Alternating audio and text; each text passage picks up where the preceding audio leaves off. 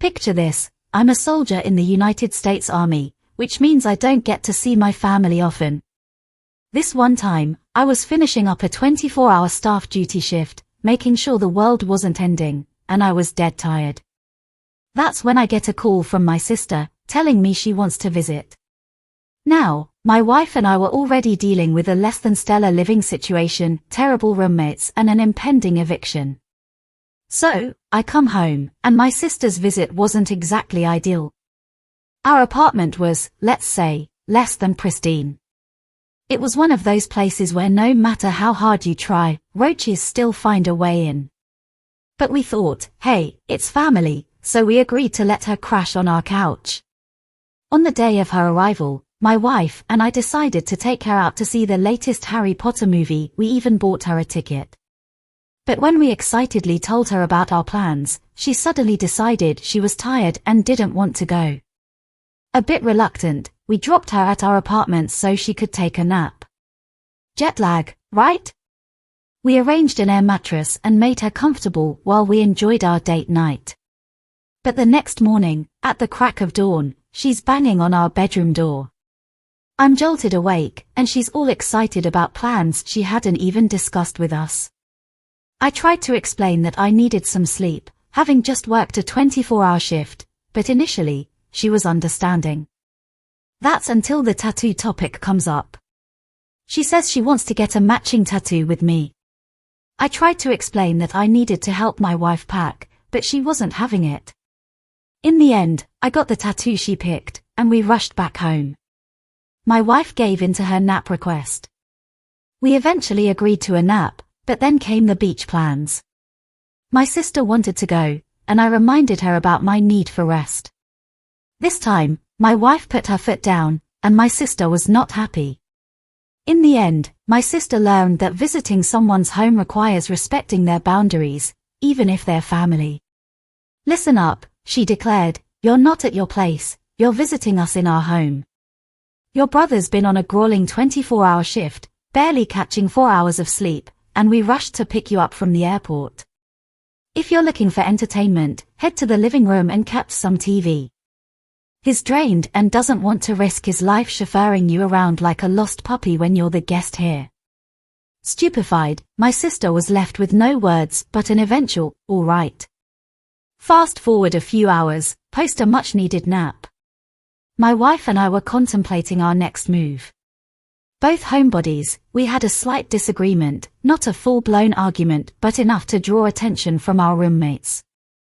They knocked on our door, informing us that my sister had stealthily left the apartment without a word.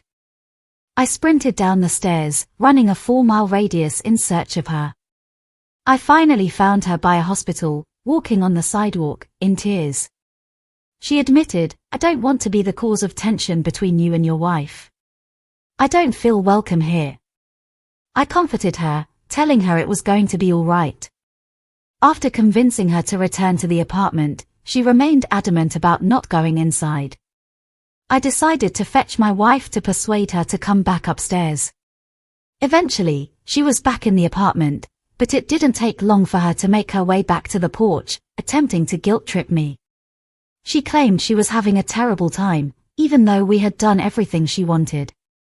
Reluctantly, she joined us to head to the bar. Once at the bar, my sister wasn't having a good time while the rest of us were. She sent her drink back multiple times, frustrating our waitress.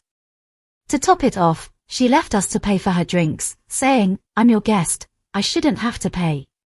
As if that wasn't enough, our car was towed while we were at the bar, and my entitled sister left in an Uber to catch an early flight home. We offered to retrieve the car and still drive her to the airport if she wished. After this ordeal, we hadn't heard from my entitled sister for a long time, until she resurfaced about 4 days ago.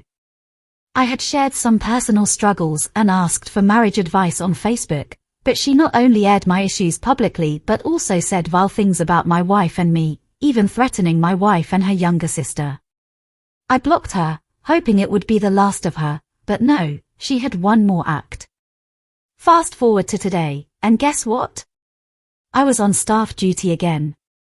My brother-in-law requested a phone call, and I was met with my entitled sister on the line, offering a half-hearted apology. She claimed she never said the nasty things she did online. That's when I cut her off, telling her to call back when she's ready to make a genuine apology. Honestly, these two, the guy in the story and his wife, are far more patient than most. A family member traveling overseas to visit you on a military base with a busy schedule, only to act this way, is beyond belief. When you're a guest in someone's home, you play by their rules. If you can't do that, maybe you shouldn't visit at all. Among our group of friends was a girl who owned a cat. Alongside us, there was a kid close to my age who used to play with us but had now become known for his short temper and penchant for starting fights, even going so far as to brandish his air rifle as a threat. His audacious mother was his steadfast defender, despite her son's notorious reputation. He lived nearby and knew our playtime schedules. One day, the entire gang decided to head to a nearby park, just a 10-minute walk away. We were aware that the notorious neighborhood brat, notorious for his anger issues, was also at the park with his mother.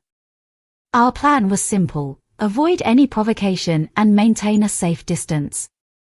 We reached the park, climbed the steps, and were greeted by a startling sight.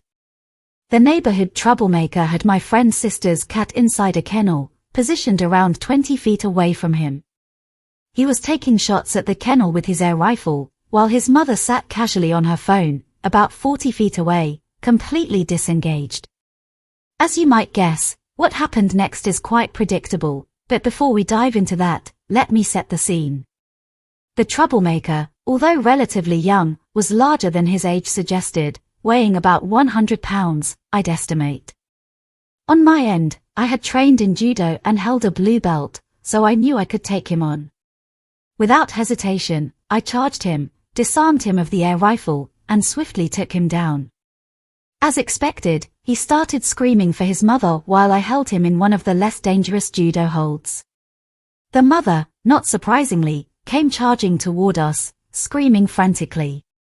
I stood the troublemaker back up, hoping to explain to his mother that he had been taking shots at an innocent cat. But the entitled mother had other plans and immediately incited her son to attack me again. Not one to tolerate his nonsense, I fought back, delivering punches, and when he reached for the air rifle, which my friend was holding, I secured him in a hold that he couldn't escape from, even though I didn't actually apply pressure. All the while, the entitled mother screamed that I was hurting her son, threatening to call the police because I had taken her child's air rifle and attempted to use it against him and the cat, which was an ironic twist. However, she never made any effort to step in and aid her precious son. I questioned her about the evidence she had against me, and her response was rather feeble: "Well, I have connections at the police department." At that point, I was beginning to feel uneasy. Keep in mind, I was just a kid. I eventually released the troublemaker but retained the air rifle. I summoned the courage to ask her how she intended to counter my evidence against her son's mistreatment of the cat, supported by all my friends' testimonies. Here's where she messed up big time. She slapped me.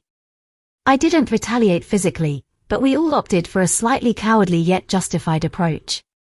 We grabbed the cat and made a run for it, back to my house. Before we could leave the park, a few of my friends rushed ahead to notify my parents. My parents arrived promptly, and following a heated 15-minute argument, they stormed off to the car, documenting my injured cheek with numerous photos. They dropped me off at home, showing me where the first aid kit was and, presumably, on their way to file charges. As an intriguing side note, the best thing about her slapping me was the evidence we now had on our side. Though the slap wasn't terribly painful, it did break my skin and left scratches with a substantial amount of blood. To cut the story short, the entitled mother was taken into custody, and my parents pressed charges. Now, for the moment you've all been waiting for, the cat survived. Although she had been hit with a pellet, she didn't require surgery or any major procedures, thanks to the prompt visit to the animal hospital. Sadly, she passed away a year ago, but she lived a happy life until the end. It's shocking that the parent failed to intervene and protect her child from committing such cruelty to the cat. It's beyond comprehension. The entitled brat may have gotten off lightly, but the entitled mother certainly got what she deserved. Now, on to the next story. Should I make a move on my potential crush?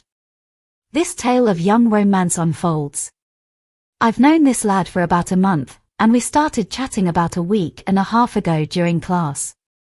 An instant connection, fueled by our shared creative interests, sparked between us. After promising to exchange Instagram accounts as we left class, we embarked on a text messaging journey that stretched late into the night. Our virtual chemistry was undeniable. Plans were hatched for us to study together 3 to 4 days later, a move that transformed our tentative connection into something palpable. Although we hadn't conversed much in the interim, our first in-person encounter was marked by a natural rapport and a simmering undercurrent of romantic tension. Lunch, an intense conversation, a leisurely park visit, and a movie date, all on the same day, fueled the anticipation that had been building between us. We sat close, engaging in deep conversation and gazing into each other's eyes. The chemistry was undeniable. As the day continued, he suggested we visit a movie theater and embarked on a 2 to 3 hour walk, our conversations still flowing smoothly. Navigating the murky waters of romance. Our paths didn't cross on the following day, but the flame of our connection was rekindled almost immediately. The flirtatious vibe had softened, and our conversations were somewhat less fluid, likely due to my exhaustion. Nevertheless, engaging discussions filled the spaces between us. 2 days later, yesterday, our worlds collided once more. We shared a pleasant train ride, during which I sat close to him. Our laughter intertwined with shared childhood anecdotes. The connection was undeniable. I found myself drawn to him, basking in the pleasant discomfort of romantic tension. Despite numerous men attempting to win my favor and obtain my number in the past year, my interest rarely wavered. But this time, it was different. My intuition whispered of romantic potential. Despite this newfound awareness, a cloud of doubt hung over me. I couldn't help but wonder if I was more smitten with him than he was with me. While he initiated contact, his text messages lacked the warmth of flattery. Compliments from me flowed freely, yet they were seldom returned in kind. Moreover, my attempts at physical closeness hadn't been met with reciprocation. The initial spark that ignited our connection seemed to have dimmed, shifting our relationship toward a platonic path. Recognizing our maturity as adults, far removed from the ambiguous romance of our teenage years, I contemplated sending him a direct message along the lines of, "If you're up for a drink this week after our study session, I'm game. However, if you'd prefer to focus on work, that's perfectly fine too." My friends, on the other hand, advised restraint, deeming my approach too soon and inelegant. They suggested I let him make the first move, cautious of being perceived as overly forward. Yet, the circumstances are such that we're both single, desiring a romantic connection. Is a week and a half or 2 weeks really too hasty in the world of dating? Furthermore, our 4 encounters so far have tiptoed around the elephant in the room, the unspoken romantic tension that lingers between us. It seems fitting to address it, regardless of the outcome. Even if it leads to rejection, perhaps it's a step worth taking. What do you think? Should I seize the moment, initiate the conversation, and suggest we spend more time together? Or should I remain patient, allowing the uncertain air between us to clear on its own? In my humble opinion, seize the moment. There's no reason to let this opportunity slip through your fingers. It's evident you harbor feelings for this person, and the hesitation may be mutual. Who knows, maybe he's simply nervous about taking the first step. In matters of the heart, there's no such thing as too soon or too direct. This is your life, so live it honestly and unapologetically. Pursue the connection and uncover the truth, as it's far better than harboring regrets in the future. Don't miss the chance, he might be equally interested in you. Now, on to the next story. Manipulative grandmother and bribes, a family dilemma. The tangled web of familial relations unfolds dramatically. In the United States, I co-parent a 2.5-year-old daughter with my ex-girlfriend. Recently, I discovered her infidelity, which led to our breakup. Despite the circumstances, we both strive for an amicable relationship, influenced by my own experience of my parents' painful divorce and the resulting harm it inflicted on my sister and me. However, a dark shadow looms over our efforts in the form of my ex's mother, who has harbored a deep-rooted animosity toward me. This grandmother has embarked on a disturbing campaign, attempting to manipulate my 2.5-year-old daughter into fabricating allegations against me. The first instance of this manipulation occurred when my ex's mother texted her, claiming that our daughter had said, "Daddy hurt me," during her babysitting session. Upon returning home, our daughter hesitated to repeat the phrase and displayed odd behavior. The following night, she stayed with me, and as I changed her diaper, she unexpectedly said, "Daddy hurt me." Puzzled, I inquired if I had actually caused harm, to which she responded, "No." Then, I asked, "Did someone instruct you to say, 'Daddy hurt you'?" She nodded twice and replied, "Yes, Nanny, toys, 2 toys." It was a jaw-dropping revelation. I shared this alarming revelation with my ex-girlfriend, and she acknowledged the gravity of the situation, promising to address it with her mother. However, the grandmother repeated her manipulative tactics 2 days ago, this time attempting to coerce our daughter into claiming, "Daddy slapped me." Once again, our daughter refused to utter the words, and when I questioned her, she immediately disclosed that her grandmother had prodded her in exchange for toys. While my ex-girlfriend assured me of her commitment to resolving the issue, her mother's domineering and narcissistic tendencies make me skeptical of her success. The question at hand is whether I should engage a lawyer without delay, as one of my friends has suggested. What course of action should I pursue? This narrative reads like a bizarre thriller, yet the need for legal action is evident. Your friend's advice is not to be taken lightly. You should secure legal representation as soon as possible. The conduct of your ex-girlfriend's mother is far from normal, and it's essential to ensure your daughter's well-being and protect your rights as a parent. Additionally, it's prudent to have a medical examination conducted on your daughter to rule out any potential harm.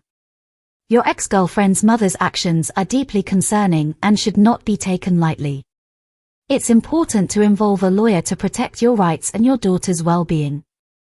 This situation requires immediate attention and legal intervention to ensure the safety and stability of your child's life. Love and betrayal, an unsettling revelation. Now, let's delve into another tale of love and uncertainty. A narrative that unfolds in the shadowy realms of digital secrets. In a twist of fate, I stumbled upon a revelation that left me grappling with its implications. My significant other, with whom I'd shared 10 months of companionship and cohabitation for 3, harbored a growing fondness for a co-worker. The truth came to light serendipitously when I glimpsed a message on her Instagram, a muted notification that simply asked, "Are you awake?" Intrigued, I delved deeper, piecing together the puzzling fragments. Evidence mounted as I uncovered her inquiries into subjects like, how to impress your crush. Yet, the clincher was an inadvertent discovery. Her deleted screenshots of the co-worker's Instagram profile, shared clandestinely with her closest confidants. Confronting her with this, she initially hesitated, struggling to provide a plausible explanation. However, as I presented irrefutable evidence, she conceded her infatuation with this colleague. Bittersweetly, she asserted that her affection for me remained unchanged. But, when I implored her to cease communicating with this man, she professed her inability to do so. Her desires remained unclear, and she required time to unravel her feelings and intentions. A stark ultimatum was delivered, a choice between this newcomer and me. However, she deferred her decision, demanding additional time for contemplation, at least until tomorrow.